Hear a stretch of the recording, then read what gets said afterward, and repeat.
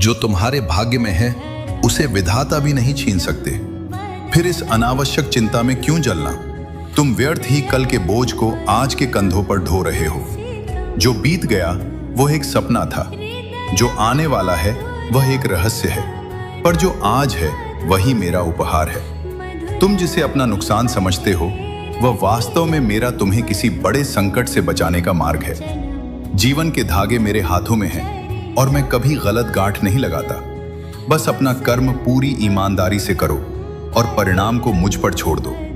श्रद्धा रखो कि जो कुछ भी हो रहा है उसमें तुम्हारा ही कल्याण छिपा है। जब तुम चिंता छोड़कर चिंतन करना शुरू करोगे तब तुम्हें हर समस्या में समाधान दिखने लगेगा।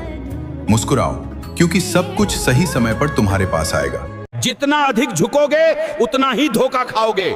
मेरी ये 4 बातें ध्यान से सुनो। नंबर 1, दुनिया में जितना अच्छा करोगे उतना ही लोग तुम्हारा फायदा उठाएंगे, इसलिए हर किसी पे भरोसा मत करो। नंबर 2, नेक दिल बनो लेकिन बेवकूफ नहीं। अच्छाई वहीं दिखाओ जहां उसकी कदर हो। नंबर 3, जो तुम्हें बार बार तोड़ता है उसे सुधारने की कोशिश मत करो, बस उससे दूर रहो। नंबर 4, चाणक्य कहते हैं जो जरूरत से ज्यादा झुकता है वो टूट जाता है। कभी किसी के लिए तड़पो मत। मेरी ये 3 बातें ध्यान से सुनो। नंबर 1, जो तुम्हें समझे ही नहीं उसके लिए खुद को साबित मत करो, क्योंकि हीरा भी हर किसी को पत्थर लगता है।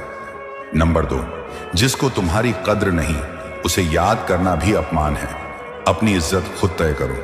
नंबर 3, जो चला गया उसे जाने दो, क्योंकि जो सच्चा होगा वो कभी छोड़कर नहीं जाएगा। अगर आपकी पत्नी खुश नहीं है तो आप कितनी भी पूजा कर ले कोई फायदा नहीं होगा।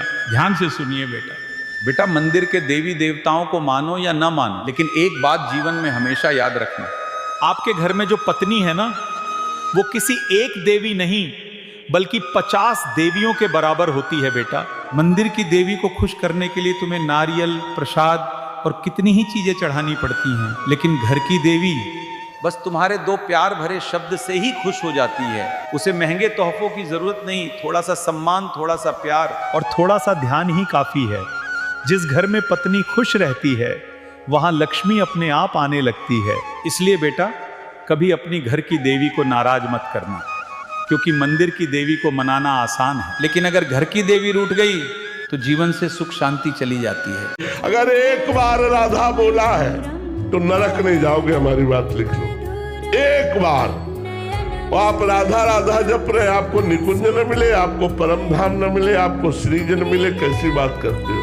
एक राधा नाम यदि बोला है तो नरक नहीं जाओगे। एक बार राधा नाम बोला तो नरक नहीं जाओगे। हमारा विश्वास, ये हमारी नाम महिमा के प्रति जो श्रद्धा, वही बात।